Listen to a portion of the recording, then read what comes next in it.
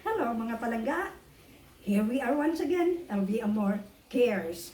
And today I'm going to share with you the disadvantages and advantages of using plastic straw, drinking straw, no?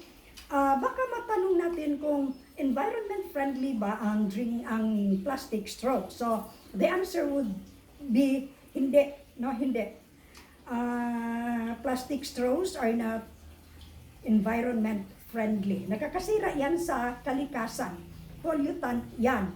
And then when it comes to the water sa tubig, masama yan para sa mga fish.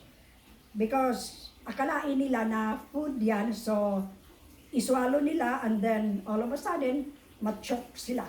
And then maraming namatay na isda, no, because of that plastics. Not only straw, but plastics in general. So, today's episode, very specific, drinking straw, plastic straw, no?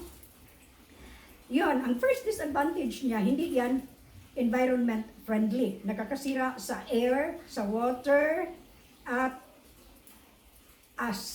sa ating human body, no? Although not really that alarming, pero nakakasira yan. Kung ang plastics along with drinking straw, dauban natin, ano yan in Tagalog, in Bisaya, that is dauban, air pollution ang resulta, no? So, plastics. And then, yung mga isda naman, nasabi ko na, akala nila food, so iswalo nila, and then they choke to death, no? So, environment sa air, sa water, even sa physical, not friendly ang plastics, including plastic straw. Another disadvantage sa paggamit ng plastic straw, yung initial sip. Pag gamitin natin yan sa mga soft drinks, sa mga beverages, initial sip introduces air to the gastrointestinal tract, no? May kasamang hangin yan. Pag pag isip natin, kanang higop na, no? So, sa gastro, may dala-dalang hangin. So, discomfort. We keep on, magtututo tayo. So, fighting, no? Fighting. Fight dito, fight doon. So, nakakahiya. Pag nasa party tayo, nasa karinderya, nasa restaurant, public places, no? May mga stomach na weak talaga, no? Nga mahangin, madaling masira pag may hangin na naka-enter, no? So, isa yang straw, no? And then, another disadvantage sa straw, constant, regular use of drinking straw, yan sa lips, nakasira din, may, medyo, parang may marka siya, may dito, hanggang mag-wrinkles, no? Yun bang magliki-liki yung sa ating lips, no? Yun ang sa straw. Regular and constant use of straw, no? Yun ang disadvantage. Yung beautiful lips natin, masira yan, no? Ang sabi ko naman, constant and regular, no? Kung once in a blue moon lang mag-straw, so okay na, nothing wrong with that, no? Especially kung paper straw ang gagamitin, no? Okay lang yan. And then, aside from the environment and other, yung mga physical, natin, mga contour sa ating lips, masira yan, no? And then, wala naman siguro, yun lang ang mga disadvantages. Punta naman tayo sa mga advantages sa paggamit ng straw, paper straw or plastic straw. So, sa mga advantages tayo. Number one, sanitary, no? Sanitary, hygienic. Bakit sanitary? Because sa mga restaurant, sa mga karinderya, pupunta tayo sa mga public places, sa mga party, o sa mga iba dyan, no? At least tayo lang ang nakagamit ng straw, no? Hindi katulad ng baso. Yung baso kasi iba-iba ang gumagamit dyan. So, diretso yan. Pag may sakit yung mga tao na gumagamit ng baso and then here you are, nagbaso, magkahawaan. Hindi ko naman sinasabing hindi marunong maghugas yung nasa mga karindyero. Pero still, sa mga public places, advisable ang straw, paggamit ng straw, no? Dahil tayo lang naman, no? Another advantages using straw, it decreases kanibang staining of our front teeth, no? Because coffee, mga soft drinks, naka-stain yan ng front teeth. Pag sige-sige, no?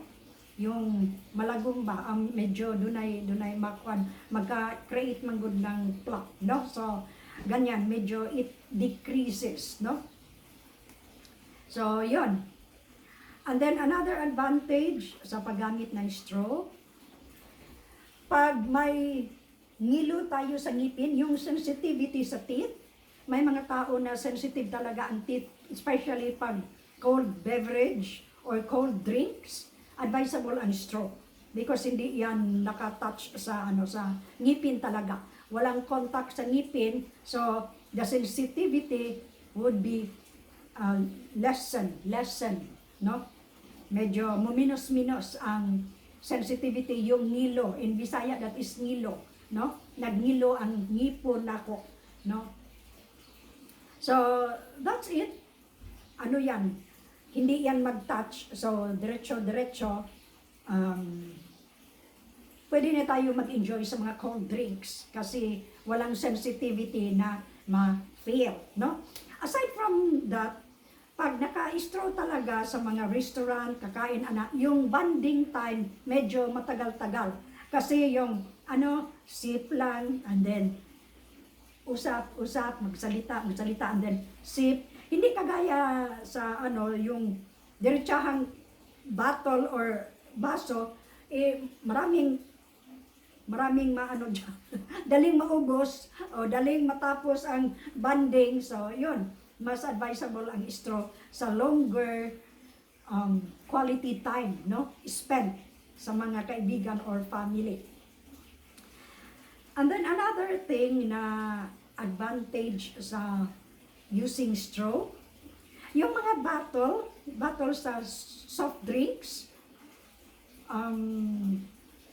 I don't advise na diretso yan ano ba yan in Bisaya, that is tungabon diretso, because may naman yon, may mga taya-taya, mga rust doon yung sa tansan, yung sa bottle, ma-observe ninyo, may dyan.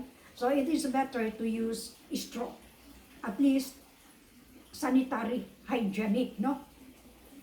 And then, hindi naman masamang tingnan. Pag kasi yung, yun, may iba dyan na, hindi, ang dating sa kanila medyo, hindi maayos, hindi maganda, no? So, yun ang mga advantages naman sa drinking straw, no? Especially, paper straw na lang. Kasi yung plastic, as I have said earlier, pollutant talaga yan, no? May pollution, nakakasira sa environment, no? Pati ang katawan natin masira because hangin, talaga. Mag-introduce yan ng hangin into the gastrointestinal tract, no? So, yung sa straw, may advantages, may disadvantages, no? So, I prefer na na lang, paper straw, no? Kasi hindi pa yan pollutant, hindi yan. Kasi paper lang, madaling ma-decompose. Yung plastic straw, it will take 200 years para ma-decompose yan. So, ang tagal-tagal, no? And so, yun na lang siguro ang ma-share ko sa inyong mga palangga. We can use straw, paper straw. Huwag naman nating irregular, no? Nakakasira talaga sa ngipin, sa iba pa dyan, no? And so, trial and error lang ito sa aking Tagalog. I hope magkasinabot tayo, magkaintindihan tayo, no? Maintindihan ninyo ako sa aking sinasabi kasi marami naman akong nag-comment ng mga Tagalog pala, no? And that is why I am trying my best to, as of now, bulol pa ang Tagalog ko talaga because Bisayang dako ako bisda, no? And then, later on, hinay-hinay lang, masanay na tayo sa Tagalog. So just bear with me, be gentle with me. Huwag naman yung, huwag naman yung ibas ninyo ako na, huminto ka dyan, hindi ka marunong magtagalog, huwag naman yan. Mahal ko naman kayo mga palangga. And so, have a good and godly day everyone, and again and again, when the going gets rough and tough, just look unto Jesus, the author and finisher of our faith. So, good day everyone, or good evening, whatever part of the day na makinig ka sa atiang, tama no? Atiang, sa ating episode ngayon sa LV Amor Cares, the advantages and disadvantages of using plastic drinking straw. So, bye-bye and please subscribe. Subscribe mga palangga. Salamat kaayo. Hangtod sa sunod.